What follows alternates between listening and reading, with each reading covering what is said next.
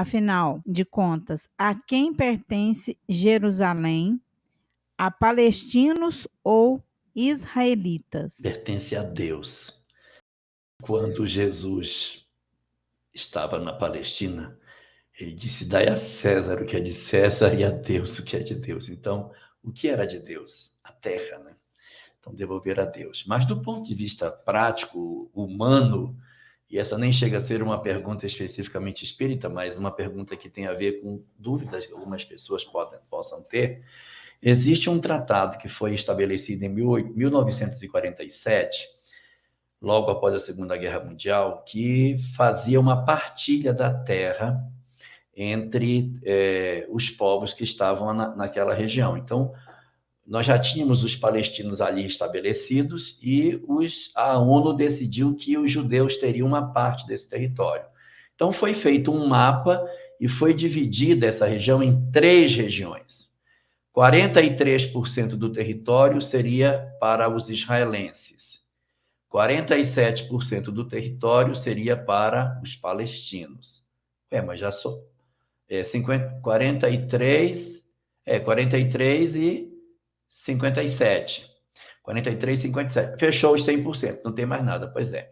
Porque o pedacinho que sobrou era só Jerusalém. Para não brigarem por Jerusalém, o Tratado de 1947 estabelecia que esse pedaço de terra seria neutro, administrado pela ONU. Ele não seria nem israelense e nem palestino.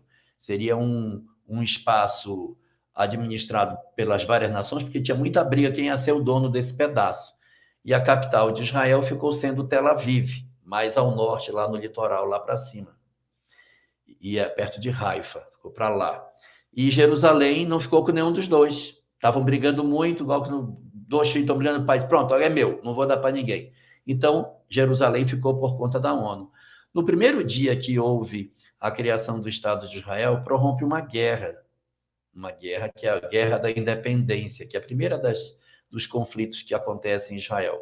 As nações do entorno de Israel promovem uma guerra e, nessa guerra, Israel toma boa parte do território dos palestinos e não devolve. Esse é o conflito árabe-israelense, é esse. Ele participou de uma guerra, venceu a guerra e tomou parte dos territórios. E depois dessa primeira guerra, teve outras guerras, e nessas outras guerras ele também não perdeu. O Estado de Israel não perdeu e mantém a tutela dessas áreas, que em princípio seria pelo tratado para devolver para os palestinos. Então, a circunstância é essa. E Jerusalém ficou, então, por conta, hoje dividida no meio. Tem um pedaço que é árabe e tem um pedaço que é judeu.